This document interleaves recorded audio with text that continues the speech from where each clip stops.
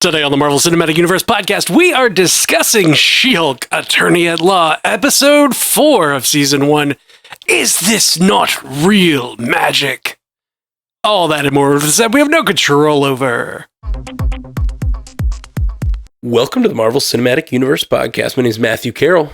And I'm Jeff Randall. Jeff, it's good to talk to you, buddy. How are you, sir? Oh, man. I'm a little hot. Sounds snotty. Yeah, I'm very, very snotty and naughty. Hey. Ladies. And like the shout out. But no, I like acting. I like trying to act attractive when I'm just clearly like no one would be near my face right now. Right. But luckily, through the magic of I don't know, audio, you don't have to be near my face, but I can still whisper in your ear. Yay, technology.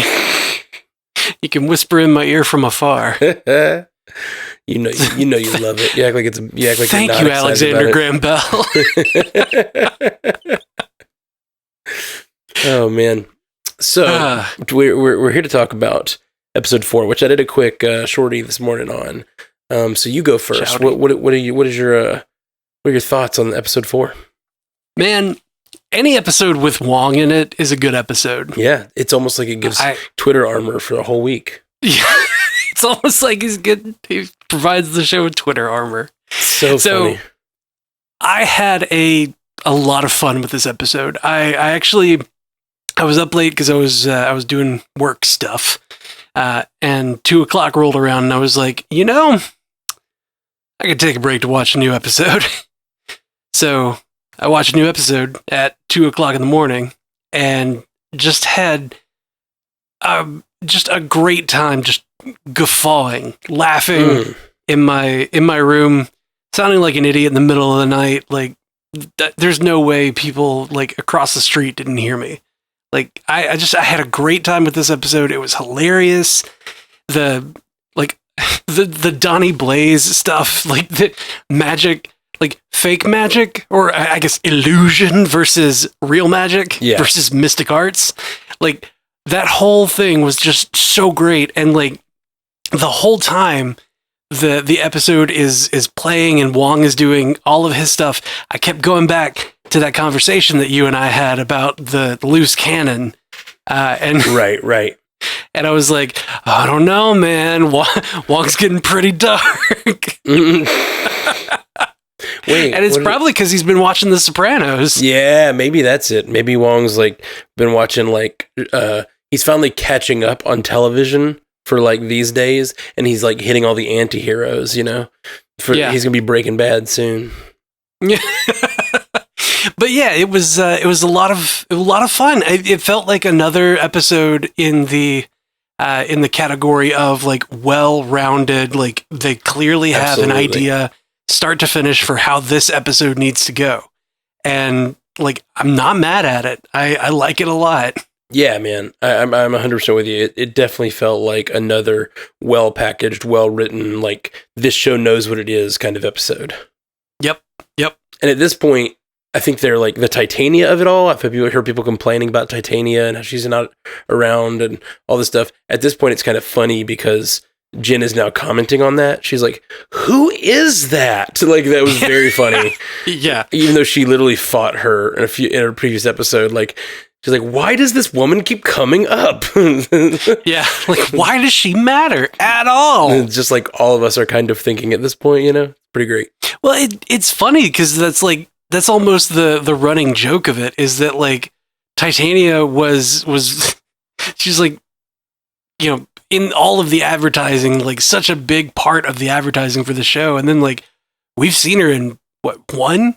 Other than like a picture, we've seen her in one episode. She got to say like a line. Yeah, I think she's been mentioned in every episode, even if it was just on a Chiron or whatever, but like, yeah. She was on a news report, then another Chiron, I think, and this time she's suing Jen. Yep. And she may or may not be the boss who hired the Wrecking Crew. We don't know. She does have money. Yeah, we don't know. It's kind of ridiculous that like she was in all of this advertising. We're 4 episodes in now, and We've still barely seen her at all. Yeah. Yeah, it makes me wonder, especially with the idea that we've talked about how they move the episode order around. I'm like, at what point was this? I don't know. It's like, it's very strange. It's very strange to think about what was the original episode order. I really can't wait to hear like what happened with that. And was it just that they moved her origin story up and the rest of these were the original order? You know, I don't know. Yeah. I'm all shoulders, man. I don't know. All shoulders. Well, yeah, I mentioned it in my instant take, but like my favorite thing about this episode and maybe the entire series is Madisynn. I just love her. Yep, Madisynn with 2 N's, 1 Y, but it's not where you think. So good. I love that she does a dance every time. Like, no matter where she is, no matter what situation she's in, it's like, 1 Y, but it's not where you think. I just like her whole vibe, man. Like it's silly. She's like seems real dumb, but at the same time, like I just like her zest for life. I really do. Yeah, she's got that zeal. Yeah, and I love that like Wong and her kind of hit it off. Yeah. I love the stinger or like the tag or whatever they called it. Where he's asking about kinds of alcohol. Yeah, like what drinks have you had? Like, have you had a Manhattan? He's like, yeah, I've had that. And like watching them eat popcorn together and just chat about what drinks they have. When he's like, no, what is blue curacao? And she's like, I don't know, it's blue. What did she ask him to go get? Was it frozen yogurt or something? It was vodka. Oh, do you want to go get froyo? Yeah. Do you want to go get froyo? And then he's like, no, we can talk about The Sopranos. And he's like, oh, okay. Okay, but no spoilers. And then immediately spoils something. Yeah, she immediately spoils again. Yeah, I was watching that with my niece, and my niece, we tried to watch Stranger Things, and she had just watched season 4, and then she watched it with me and Alyssa. And the entire time she was just like, oh man, I hate this guy. And we'd be like, we don't know why. Stop saying things like that. You just revealed that that's a bad guy or whatever. You know, we're like, we try to like train her on what a spoiler is. We're like, no, every time you react in a big way to a character, we now know who that character is. Like, stop that. We know the importance of that character now. And so Madisynn said that, and I was like, oh, it's a you, Skylar. It's a you. Got him. I love it. Yeah. Oh, man. And what do you think? Here's the real question. What do you think vodka and yak milk tastes like? I can't imagine it's good. Cannot imagine it's good.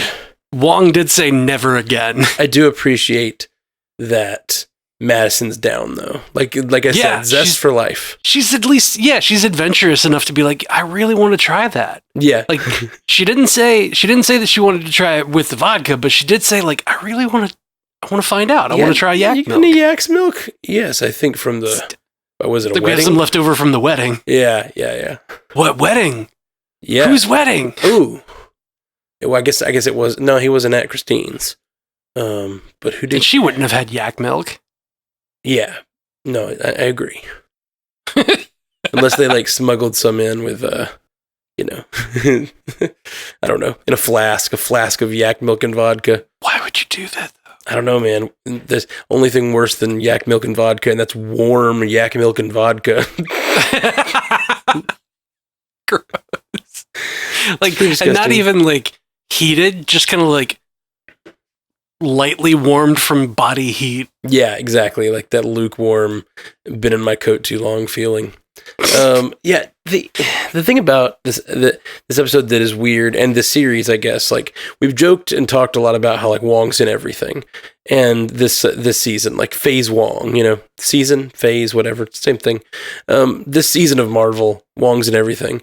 But it was strange about this show, and like the experience of this is like we're seeing Wong in his like daily life a lot, which is very strange. And just like living life, like just how he goes into a parole board meeting or whatever. Like he's just doing these very mundane things. But my favorite was he's like going to sit on the couch and like to watch The Sopranos.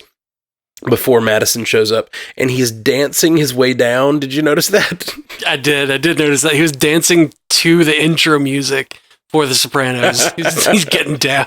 Yeah, he's just kind of shaking his booty while he like drifts down. I was like, honestly, good leg strength. I danced a lot this weekend.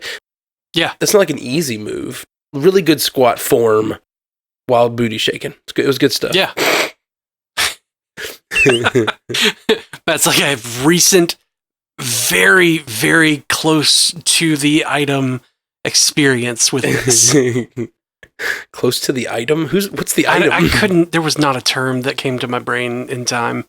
I was like, I have a joke and the words for it aren't coming out, but let me just get what I can out. Sometimes you just got to get the concept out there and see what happens. Yes, the joke concept is out there now. You can figure out better wording later. That only works in podcast joking, I feel like.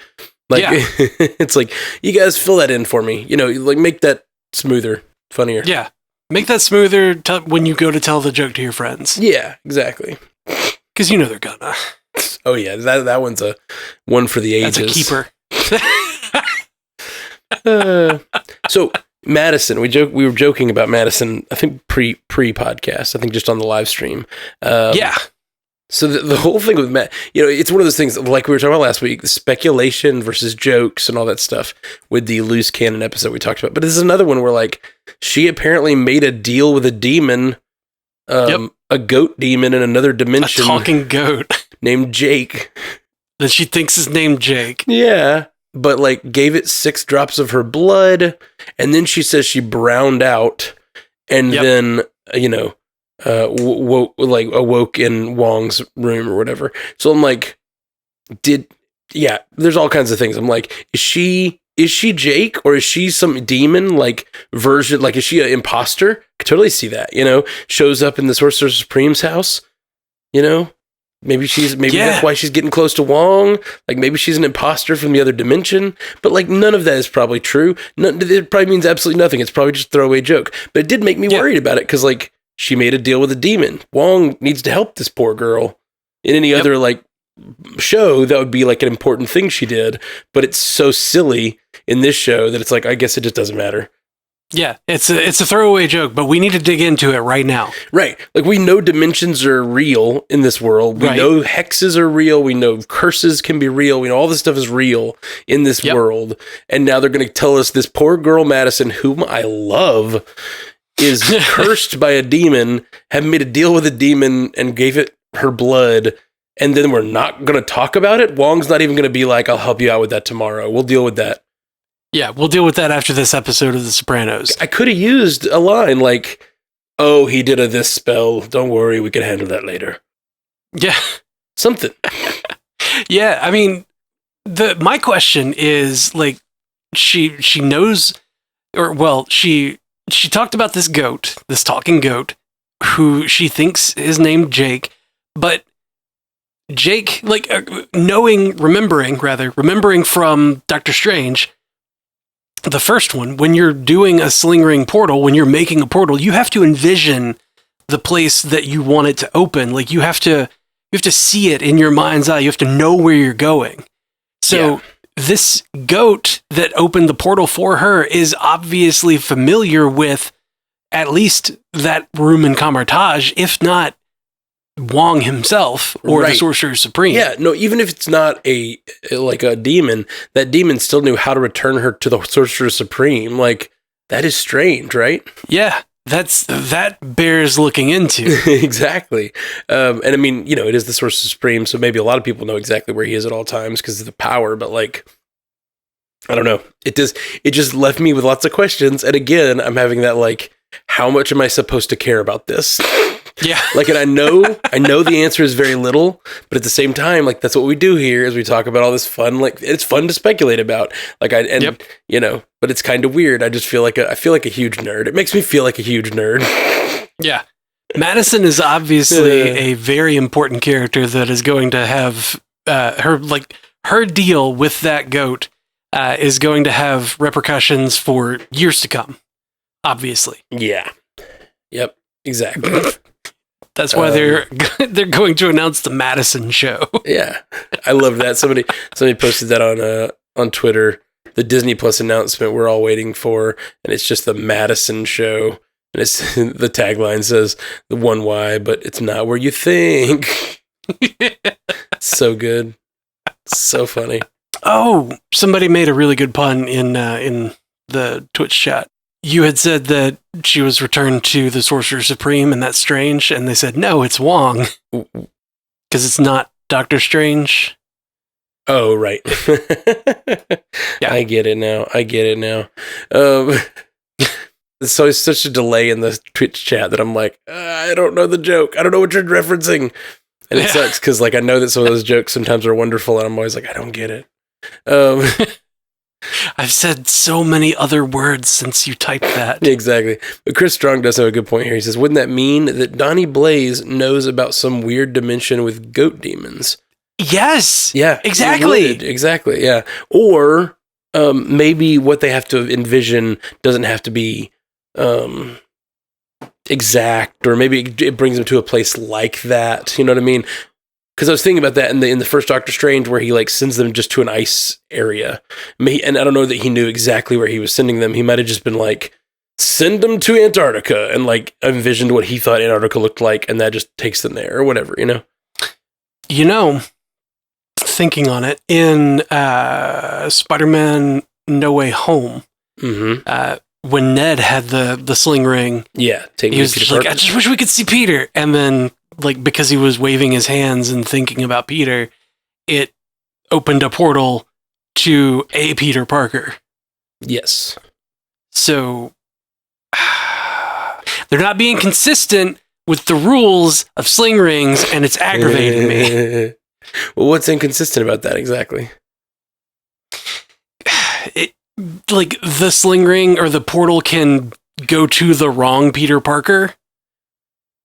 Yeah. Because, like, in his mind, in Ned's mind, he knows what Peter Parker looks like at the time. Sure. Before the memory wipe. Right. But it depends on what he's thinking of. You know, when you say think of something, like, what do you think of when you think of a friend? Do you think of the person's face, or do you think of who they are, like what their character is, like, and if the person is face. Yeah, well, just some people are more visual than others. I'm just saying. Like, I could definitely see like thinking of a person, like think of that person, and you're thinking of who they are in your life, or who they are as a person, or who they are, like the traits of that person, what they've done for me, the services they've rendered. that seems needlessly transactional. Yeah, kind of. Yeah. Maybe so. Well, so the A story here, I mean, I guess the A story was the Wong stuff, really. I feel like Jen... Yeah, it's the Wong of it all. Yeah, Jen wasn't... Like, she was involved, obviously. She was, like, sort of the stuff that held this episode together. But, like, I felt kind of like Jen didn't have a lot of agency in the A story. Her stuff was mostly the B story, which was her dating thing, right? Yeah, it was mostly the like whole SheHulk dating profile. Yeah, it was mostly like a Wong and Madison story with like SheHulk in the background trying to go on dates, and like they're like just tagging her in when they need her. It felt like SheHulk was kind of just a vehicle for the Madison Wong show. Yeah, totally. To go its course, and then like classic spinoff fashion. The Madison spinoff is coming. I'm saying it's coming, and then like. When the A and B plot needed to come together because she was SheHulk, and then Wong was like, crap, I need a tank, somebody to get the attention of all of these things while I fix the portal. He called on her, tied that A and B plot together, right? Yeah. And then she dropped back in on the guy. Yeah.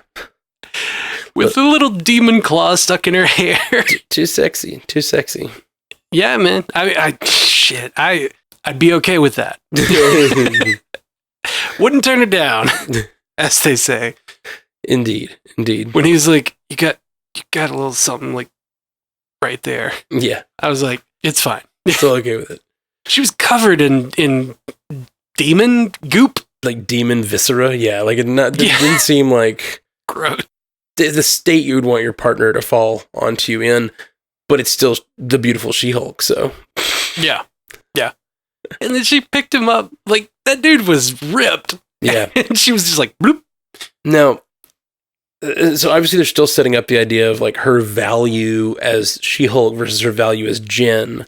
And I think it's very interesting. And the fact that they're even having a dating storyline. I mean, what other Marvel show has had the time to take and be like, we're going to spend an entire B story on just like a date? Not like I'm going on a date with someone to find out more information, or I'm going on a date with someone to like break into an embassy. It's a date for the sake of dating. Yeah, exactly. Like that is the plotline for Jen. She is like looking for love and trying to figure out how to date as She-Hulk, you know? Well, she wants to date as not She-Hulk. She's kind of grappling with this idea of like, I have value as normal Jen. Like I know I do.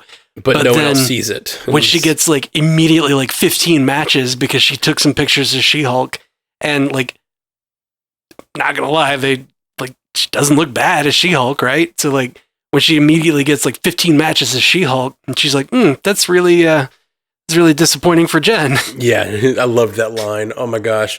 Just, this is, what's the word? She uses a good word there. She does use a good word. This is demoralizing for Jen. That's what she says. Yeah. Oh, but she says it with a smile, which was, I noted this in my instant reaction, but it was the first time we've heard She-Hulk reference Jen as a third party, like use the word Jen in the third person. Yeah. It's as if she's sort of embracing this identity of She-Hulk in this moment because she sees the success, but like at the same time, she feels demoralized, but to make it more of a joke and to put distance, she says that in the third party voice or whatever. Yeah. I got COVID brain, man. I can't, third tense? What's the friggin' thing when you say third person? Thank you. Third person. Thank you for the help. I have the term third party like in my daily vocabulary. Yeah. Because of all the computer work, the systems engineering that I do for my job. So like when you said third party, I just immediately took it as third person. Like did not even miss anything. I just knew I was wrong. Like it's the only thing that popped in my head, but I knew I was wrong. I was like third party. No, it's not that. Okay. Well, let's see. We got a few people wrote in the chat. VOG Hiccup says, could the wedding Wong's talking about be Blonsky and his 7 soulmates? Have they done that yet? I mean, not on screen. And would they have yak's milk there? Where is the property that his 7 soulmates have purchased for him to reside in? I think they say in California, I believe. Did they? I thought they said, but I could totally see this culty commune having yak's milk, right? I could see a culty commune having yak's milk, and I could see Wong bringing yak's milk there. Like, even catering it, because like, you know, you're in all this trouble because of me, Emil. Let me help you. Yeah. Like, I want to apologize by catering. Yeah, I still I do not, this is to go back to episode 3, but I do not buy their story at all about how he pulled him out to, fight with him to learn to be the Sorcerer Supreme. I don't buy it. No, it wasn't to learn to be the Sorcerer Supreme. It was training to prove his worth. Because he had to fight a worthy opponent. Right. Still. That seems not real to me. I don't know. How is that not real? I feel like Are you familiar with the concept of Kumite? I am not. I am. Well, we'll explain. So, but it just seems like he knows so many worthy opponents, is my point. Why would he go to all the trouble of breaking this guy out to do the thing? But go ahead, what is Kumite exactly? So, Kumite, my experience with Kumite is from the years that I spent doing Kyokushin, and that's a form of karate. And Kumite was usually, it's usually a bigger deal, but we would do Kumite at the end of our sessions where it was basically just a spar, like a sparring match between you and someone else. Sure. And one of the things that's like a prove your worth sort of thing in Oyama, which is the school I was in basically, it's called a 100-man Kumite, where you basically fight progressively 100 black belts for, the allotted amount of time per each, or until you, I think, knock them down. But they just rotate in and you just keep going. Right. And that's one of those things to prove that you have the stamina to be, counted as worthy among the elites of the school or whatever, elites of the style. Sure. So a kumite is just basically a sparring match to show to spectators that you've got what it takes. Sure. I get that. That's cool. But it doesn't explain why he needed to break someone out of prison to do it, or it needed to be the Abomination. I feel like he has lots of friends who would have probably given him that chance. Could have been. Like all the Avengers that he met. I feel like someone would have come over and done that for him if he needed them to.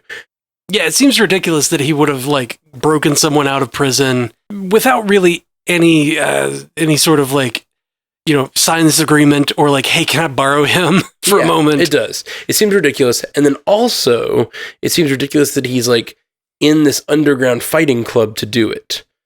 Yeah. It doesn't make sense. To me, there still has to be something more to it. He was using that to get in on, something there at the whatever. I feel like breaking in to find out about what's going on with the 10 rings or something sounds more realistic to me, which is always what I've thought it was. It just seems weird that he's just there for the purposes of Kumite. They didn't have anything to do with the 10 rings, though. Well, I mean, it was his daughter. Right, it was his daughter, but had nothing to do with the 10 rings. She does now. I mean, sure, but you could still see, if he knew something was going on with, they're the 10 rings are back out in society searching for their children, and I'm gonna go spy on them or something to try to figure out how I can track down the what's the real Mandarin's actual name in the Wenwu. That's it. Track down Wenwu or something. Something. I'm not saying it had to be the 10 rings. It could have been.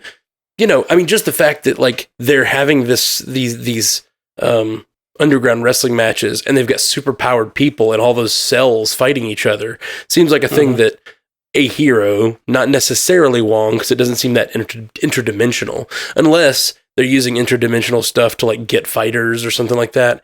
It just seems like that would be the kind of thing a hero would be looking into, possibly. It just seems weird that he just did it for Kumite. Seems like a lot of steps to do Kumite.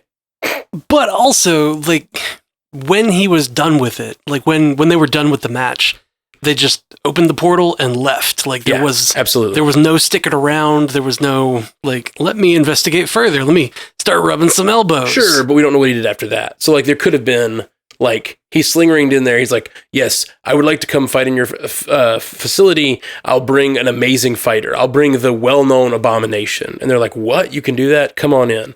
And he did it. And then he's and then he sling-ringed them out of there. Then he sling-rings back to be I'm here to collect my winnings or whatever. And then could have been. I'm just saying there could be more. I'm here to collect my winnings. The 10 rings are blowing everything up. Yeah, exactly. But could I get my money first? I just, I don't know. It still feels like a very thin reasoning, and it still makes me wonder if there's more to that story that we might get, because they've brought it up twice now, and it doesn't seem closed to me, I guess is all I'm saying. Yeah, could be that we're just overthinking it in classic MCU cast fashion. Sure. I don't know. I'm okay with it in the way that they have packaged it up. It could.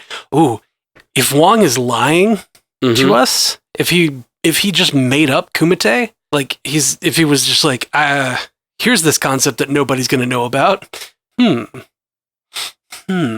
Wong's getting darker. Still just more dark Wong theories. Yeah. Wong is becoming Mephisto. Yeah, Wong Fisto. That's what he says when he punches you. So how about the name Donnie Blaze being so close to Johnny? Yeah, to one Ghost Rider. Yeah, and remind me, I asked this to no one because I was here by myself this morning talking about the show. But Johnny Blaze in the movie, he was a stunt driver, right? Yeah, he was a stunt bike rider guy in a circus. Is that the case in comics as well? Yeah, that's what it was in comics. Okay, so my thinking on the instant take, I was talking about this exact thing, and I was talking about the idea that those are both kind of I'm trying to not be offensive to bike riders or magicians, but like they're both like entertainment industry professionals that are sort of like on a similar tier, I feel like. Does that make sense? Like they're not like big superstar actors or musicians, but they're like they do gigs, you know what I mean? Like that's like the writer, like they're all about the gig life. Yeah. They're both, I mean, like, as am I. No offense meant, but like they're entertainers. Yeah, they're entertainers. And that's what I'm like, yeah, that seems like you could totally see two brothers going in opposite directions. You got a Donnie and a Johnny? Yeah. Dude, people do that all the time. Come on. People do that stuff. Maybe. Poor kids. Like, I would hate Donnie Blaze being Ghost Rider because I just kind of like hate him as a person. Oh, yeah. Because he's just like, he'd being all willy-nilly. He'd be terrible. Although, if it is like a brother thing or cousin thing, like it totally, the fact that he knows the mystic arts totally leaves like open a way that like Johnny Blaze could get a connection to a demon, you know? Yeah, that's what I was thinking. Like, oh, sorry. If Donnie ended up being like, oh, I just changed my name from Johnny to Donnie as a pseudonym, like that's my stage name. and the guy that he's working with, because I'm really suspect of the guy that was sitting like behind the desk, the hype man with his picture on the wall. He had those like very the chops on his face, like his facial hair was sculpted in such a way to make him look very sinister and demonic. Even I don't know if I saw that. I thought it was just really funny. I loved him so much. I loved him so much. No, he's suspicious. There's something going on with that guy. I just assumed he was like Donnie Blaze's like mentor or something because he's older, and he could mentor / partner or something like that. And I loved how like when Donnie Blaze made the summons disappear or whatever. He's like, "You've been served," and he's like, "Have I?" Oh yeah. And then what cease and desist? Yeah, it's it. Yeah, it's hanging out of your shirt. No, it's not. He just reaches over, shoves it in. My favorite part was how often that guy said like things like, "That's amazing! Oh my gosh, that's amazing!" Like he was such a great hype guy for Mission, even though he's clearly in on all the tricks. Like because after that he goes poof, have I been served? Whatever, and he goes poof, and then Then the guy goes, "Whoa, amazing!" And then they're like, "It's in your shirt," and the guy's like just shoving it in for him, like he's helping him. No, it's not. I love that guy. I don't know what I've seen him in other stuff, and I'm not placing him though. Leon Lamar. Is that actor's name? Okay, I'm gonna look him up because I definitely have seen him, and it's something that is like sticking in my brain really big. He was in an episode of She-Hulk Attorney at Law. Oh, good. Thank you. That's probably what you knew. That's probably what it was. Yeah, for a quick scan, I'm not seeing anything that's like jumping out to me. Well, maybe not. But I felt like I recognized him. But he cracked me up, man. He's been old man in everything. He just plays old man. That's pretty great. Jessica Mai over here in the Twitch chat says, did it seem weird that the judge / court were so dismissive of Wong and his magic concerns? Like, they know about Doctor Strange and his association with the Avengers. And to add to that, like, they also know about Wong. Or, like, he introduces himself in a previous episode, and people are like, "Oh, yeah, I'm a big fan," or something like that. You know, where was that? He introduced himself to somebody and they said they were a big fan. Where was that? No. Oh, it was in ShangChi. I just watched ShangChi like last night. That's why my head's a little confused. Okay. He jumps into the restaurant at the end. ShangChi. He's like, "ShangChi," and then he runs over to the table and he's like, "Hello, I'm Wong." And they're like, "I know, a big fan." Because they also know of Wong as an Avenger and stuff. I'm assuming that's how they know him. Unless who was it that said, "I know, big fan"?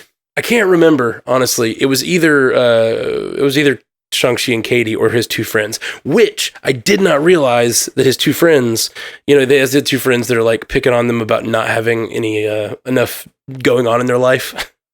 Yeah. that don't believe them no at the direction. end. Yeah, when they're talking about how they save the world, they're like, all right, we get it. You're making fun of us for saying you haven't made enough of yourselves. Right. So good.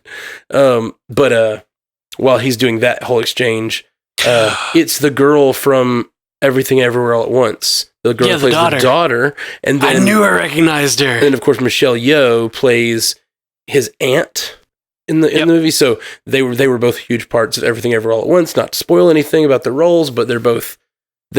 I've said it on this podcast many times, but Everything Everywhere All at Once, my favorite movie right now. It is so freaking good. But they're both amazing in that. So seeing her so much in Everything Everywhere All at Once, I was like, oh, it's her. I loved it. It was fun to remember that. I guess just now, because like that realization of like, I have seen her. I spent the whole movie, watching Everything Everywhere All at Once, and like going, I know her face. Where have I seen that face? Oh, that's funny. Yeah, I did not. I was like, because she was such a small part in ShangChi that it, like, just kind of brushed it aside. Yeah, absolutely. But to answer Jess's question, like. It's weird, it's right? Weird. It is weird. And I feel like they're in the wrong court. Like, I feel this should be like a damage control question. You know what I mean? Or like some sort of, like, it seems like they're setting up two legal systems right now, or like damage control is still getting on its feet and stuff. It seems like. I would say it's more of like a Law and Order kind of thing, like superhuman law. You know, in the superhuman legal system, there are two components. Right. No, exactly. Damage control does enforcement. Superhuman law. Yeah, we need that court for superhumans. Dun-dun. Yeah, dun-dun.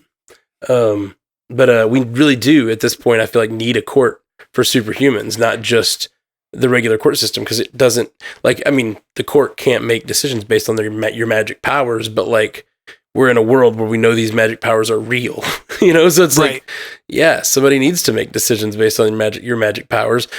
But also, we know where all this leads. And that's going to end up leading to like some sort of superpower registration and mutant registration, all that stuff. I think is definitely on the way. Yeah, the Superhuman Registration Act being so big from Civil War in the comics. Yeah. And you think about that, those concepts that we're talking about, how like the law, the legal system seems inadequate for what's going on here, like in this particular case, and. So, like, that's a great point Jess is making. Like, it really does. So we need a separate legal system. So that, and then you think about the inhibitors that was created by Bruce Banner, which at this point is very specific to gamma creatures, I guess. But maybe we don't really know. Like, I feel like he might be able to make additions or changes. I mean, the only one we know about was the one for him, which was specific to him. But like, right. Well, there was also the chip. God, this is a pull right here. The chip that kept Doc Ock's arms from, or that was supposed to keep his arms from taking over and like keeping him in charge, was called an inhibitor chip. Yep, that's true. It's true. So my point is, like, you think about like the X-Men movies had those inhibitor collars and stuff, and now they're making Blonsky wear an inhibitor. Like, it just seems like we might be heading down a road where we're heading toward like a legal system that's a little more catering to this kind of problem, but that can lead to some pretty bad things if we're not careful. Yeah, it's a slippery slope. Slippery as hell, man. Chris Strong says, the one date she went on as She-Hulk, the guy was asking about her skin being pierced and then called her a specimen after last week, the Wrecking Crew trying to get her blood. Yeah. That's very suspect. That guy was sussy as hell. Yeah, for sure. Well, that wasn't the only date that she went on as She-Hulk, though. Yeah, she went on the one with the doctor as well. Well, there was the doctor, there was that guy, there was the guy that was like a director that was like, oh yeah, my movie just debuted at Sundance. It's about a lawyer. His specialization's constitutional law. Yeah.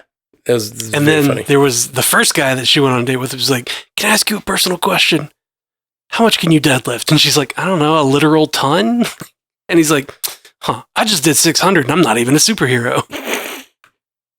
And like, 600 is pretty respectable deadlift. Like, that's real solid.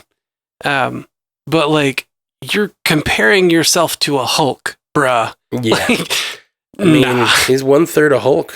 It's pretty impressive. And all right. Yeah, I think just another solid episode. Lots of funny stuff. And lots of things that we'll over speculate about from now on. Oh yeah.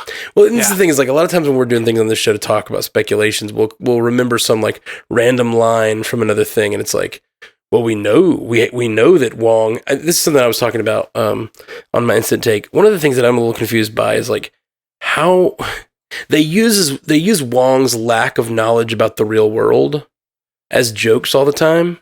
Mm-hmm. Like I don't think this was him making a joke when she said, you have to do things by the book. And he says, the Book of Ashanti? Yeah. That's supposed to be a joke on Wong. The fact that Wong is so in the world of magic that he doesn't even know your terms in your world, you know? But now we know he watches The Sopranos. Like, we know that he has, like, he watches regular TV and does regular people things. And for that matter, hangs out with Madison. He was listening to Beyonce in the first Doctor Strange movie. That's right, yeah. So, like, how does he not know the phrase by the book? Again, these are nitty nitpicks about a, like, thing that I really had fun with. Although, you know, thinking on it, if he did have access to the Book of Ashanti, his problems would have been solved. In what way? Who is he trying to defeat? I guess Donnie? The legal system or whatever. Or Donnie. I don't know. Like, the Book of Ashanti gives the sorcerer that is using it exactly what they need to solve the problem that they're trying to solve. So, like, it would have been just, like, done. Sure. That's true. That's true.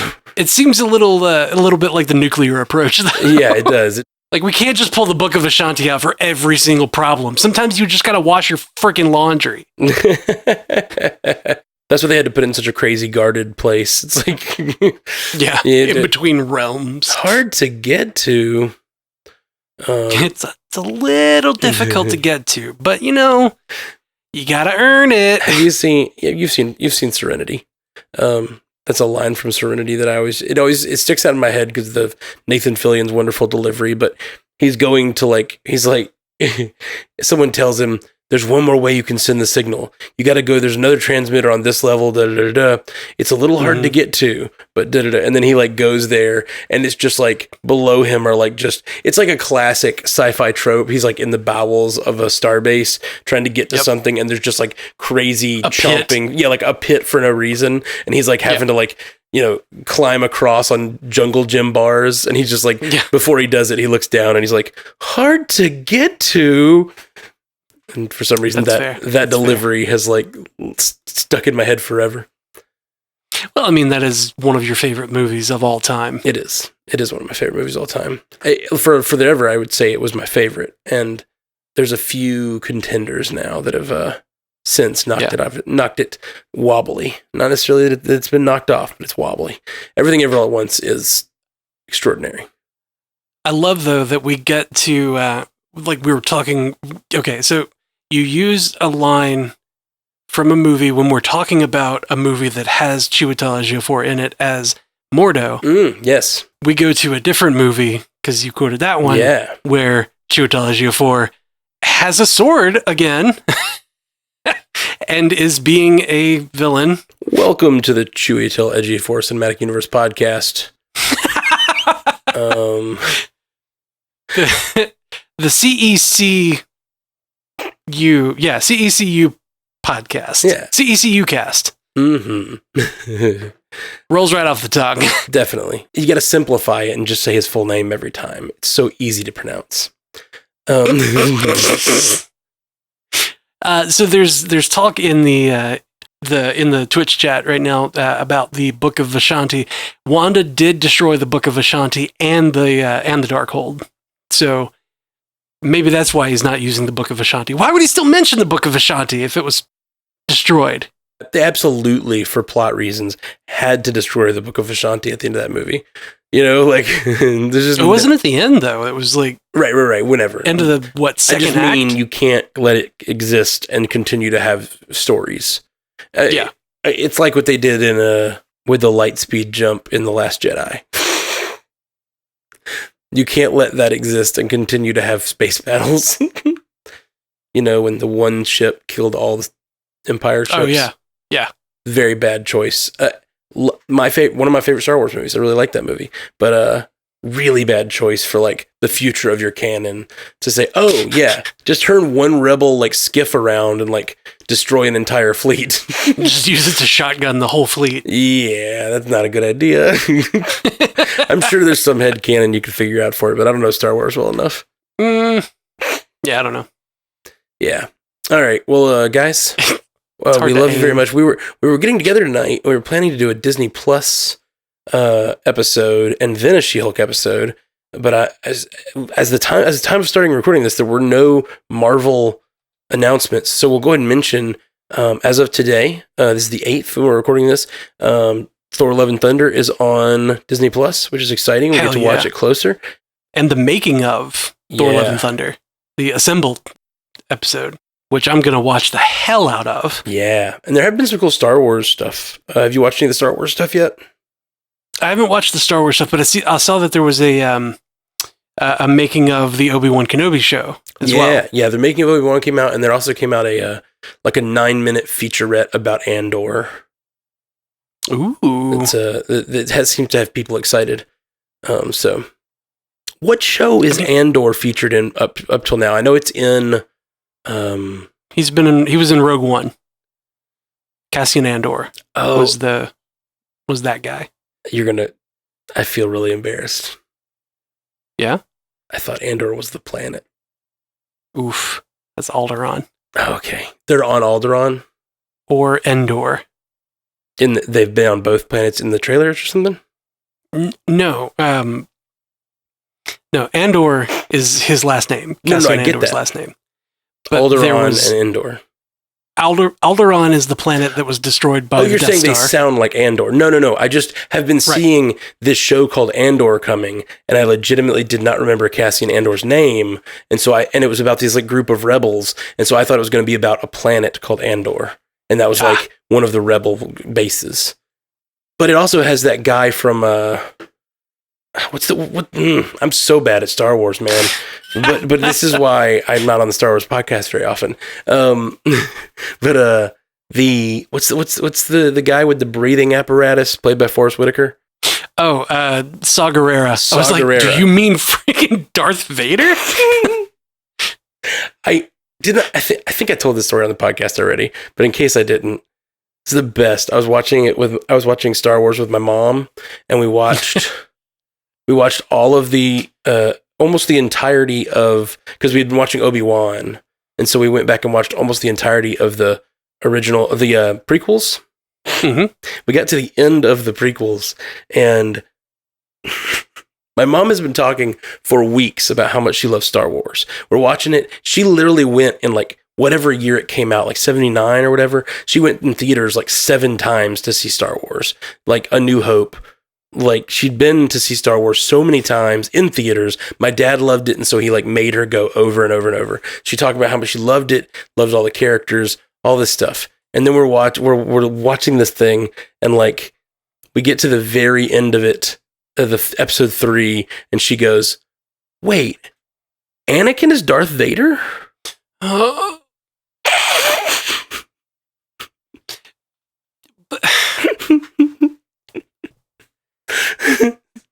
She somehow had missed it completely. Like, they said his name in the original trilogy. Yeah, I know that. And I mean, I've known Anakin as Darth Vader since the beginning, since before, like, you know, since before the prequels. 1. Yeah, like I saw episode 1 thinking, oh, this is Darth Vader as a kid. Let's do this thing. I want to learn about Darth Vader as a kid. And my mom apparently has watched, she's seen them all before too. That's the thing, is she's seen them all before in theaters. And now she's rewatching all the prequels and going, wait a second, I just figured something out. Oof. So I'm just highlight that to say I'm not the worst at Star Wars. Yeah, you're just related to the worst in Star Wars. It's in my blood. I come by it honestly. Yeah. But you're getting better. It's a generational thing. Cleaning up that generational trauma where I like can finally enjoy Star Wars. And Jessica said, "You're from the South. Did you hit her with a bless your heart?" I should have, Jess. Oh, man. I was reminded by Chris Strong, he thinks all of the Marvel stuff is being held until D23, which the D23 Expo is coming this weekend. Like, it's happening this weekend. So that's when we're likely going to hear a lot of the Marvel announcements and whatnot that we're not getting on Disney Plus Day. Okay, gotcha. Yeah, I thought we'd get something, like a new trailer, and we may still. We're like, the day is almost up, but sometimes around this time they'll drop something. I'm checking it one last time while we're talking, but I guess we will not. I didn't see anything. We will not be recording that episode tonight, I guess. That's fine. Yeah, it's fine. So anyway, we'll be back with you guys very soon, and peace. Until next time, true believers.